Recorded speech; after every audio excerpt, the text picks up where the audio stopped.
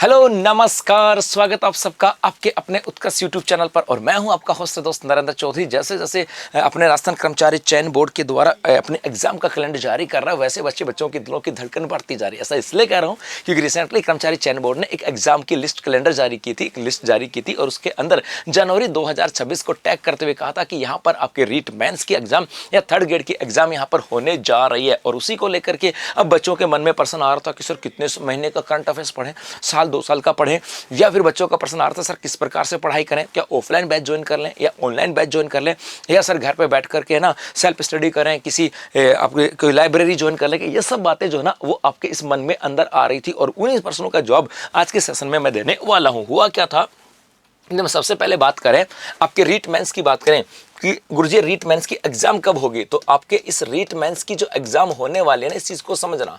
इस रीट मेंस की एग्जाम जो होने वाली है ये आपके जनवरी 2026 के अंदर, इसका मतलब है।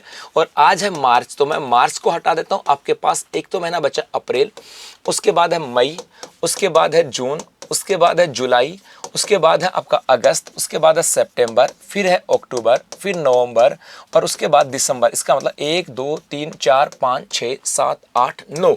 अब आपके पास अंतिम 9 महीने बचे हैं अपनी दशा और दिशा को बदलने के लिए, क्योंकि इससे दशा भी बदलेगी और दिशा भी आपकी बदलेगी। क्योंकि एक सरकारी नौकरी बहुत सारी चीजों को अंदर बदलाव लेकर के आती है, खास करके सामाजिक और आर्थिक स्वरूप के अंदर बदलाव लाने के लिए। अब 9 महीने के अंदर आपको ऐसा क्या करना है, यहाँ पे देखो आप में से बहुत सारे स्टूडेंट जो ना, उन सब की अपनी अपनी एक कैटेगरी है। कुछ स्टूडेंट ऐसे होंगे जो पहले से तैयारी कर रहे होंगे, 100% है। कुछ स्टूडेंट्स पहले से तैयारी कर रहे होंगे, कुछ स्टूडेंट्स ऐसे होंगे जो अब तैयारी स्टार्ट करेंगे। इसका मतलब है कि 2 टाइप के स्टूडेंट हैं, एक तो पहले से तैयारी करने वाले स्टूडेंट और एक अब स्टार्ट करने वाली तैयारी। और इन दोनों की अपनी अपनी एक प्लानिंग होगी, 100% अलग अलग प्लानिंग होगी। जो पहले से तैयारी कर रहे होंगे, इनमें से हो सकता है कोई बच्चा ऑनलाइन हो और हो सकता है कोई बच्चा आपके ऑफलाइन पढ़ता हो, लेकिन कैसे भी होगा, लेकिन उसने अपना कोर्स तो कंप्लीट किया है। और अब उसको अगले 9 महीनों के अंदर आपका 2 ही पोर्शन के ऊपर जाना है। एक तो जाना आपके रिवीजन के ऊपर और एक जाना आपके टेस्ट सीरीज के ऊपर। जी हाँ, टेस्ट सीरीज के अंदर। ऐसा क्यों कह रहा हूं, क्योंकि उसे रिवीजन तो करते रहना है, उसे रिवीजन करते रहना है। और इस रिवीजन के साथ साथ उसे शॉर्ट नोट बनाना चालू कर देना। शॉर्ट नोट्स बना लो, जैसे आपने पढ़ लिया सब कुछ, अब आपने रिवीजन करना प्रारंभ किया, तो रिवीजन करते समय आप शॉर्ट नोट बनाना चालू कर दो। और उस शॉर्ट नोट के अंदर वो लिखो जो आपको नहीं आता है, क्योंकि आता है वो तो आपको याद है। तो धीरे धीरे आपने एक बार रिवीजन किया और आपको जो नहीं आता वो लिखना है, दोबारा उसको रिवीजन करना है और फिर जो नहीं आता वो लिखना। अगली बार देखोगे जब आपने एक बार पढ़ा, एक बार रिवीजन किया और उसके बाद आपने यदि शॉर्ट नोट बनाए कि भाई जो नहीं आता वो लिखूंगा, तो हो सकता है आपके पास 100 बातें होंगी जो आपको नहीं आती होंगी। लेकिन सेकंड टाइम जब आप रिवीजन करोगे और फिर आप शॉर्ट नोट बनाओगे तो आपके पास 50 ही बातें मिलेंगी, क्योंकि 50 तो आपको याद हो जाएंगी। तो अगले एक अच्छा सा मोटा सा रजिस्टर ले आओ, उस रजिस्टर के अंदर आप रिवीजन करो और जो नहीं आता वो लिख दो।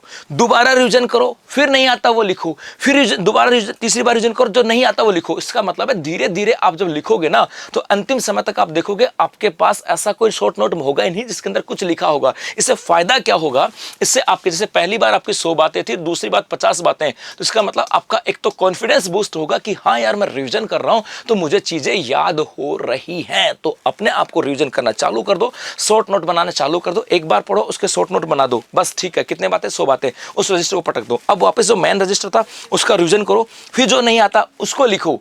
अगली बार देखना कम होंगे, इससे आपका मोरल बूस्ट होगा कि यार हाँ पहले से मुझे ज्यादा आने लग गया। तो ये आपके अंदर कॉन्फिडेंस जनरेट करेगा। और उसके साथ साथ टेस्ट सीरीज भी चालू आपको कर देनी है। टेस्ट सीरीज से आपको ये पता लग जाएगा जी ये मेरा सेगमेंट कमजोर है और ये जो सेगमेंट है मेरा ये मजबूत पक्ष है। और अभी आपको यदि पता लग गया कि यहाँ पर मैं बेहतर हूँ, यहाँ पे मैं कमजोर हूँ, तो बेहतर वाले को तो उसी तरीके से पढ़ते रहो जिस तरीके से आप पहले पढ़ रहे थे। और जहाँ कमजोर हो वहां पर थोड़े से एफर्ट आपको और लगाने पड़ेंगे। उसके अलावा कुछ बच्चे ऐसे होंगे जो अभी तैयारी स्टार्ट करेंगे, हो सकता है कुछ बच्चे ऑफलाइन स्टार्ट करें और कुछ बच्चे ऑनलाइन स्टार्ट करें। तो सबसे पहले तो आपको अपना कोर्स पूरा करना है और कोर्स के साथ आपको क्या करना है, नोट्स बनाना है। और इस कोर्स और नोट्स के अंदर आपके लगभग अगले 5 महीने जो है ना वो आपके यहाँ पर पूरे होने जाएंगे। ये पक्की बात है, अगले 4 से 5 महीने आपके इसके अंदर चले जाएंगे। और उसके बाद अगले जो 4 महीने होंगे, इस 4 मंथ के अंदर आपको दुगनी मेहनत के साथ इसी प्लानिंग को फॉलो करनी होगी कि आप अपना रिवीजन करो और टेस्ट सीरीज, रिवीजन और टेस्ट सीरीज, रिवीजन और टेस्ट सीरीज, बहुत सारी चीजें बदल जाएंगी आपकी जिंदगी के अंदर, बहुत सारी चीजें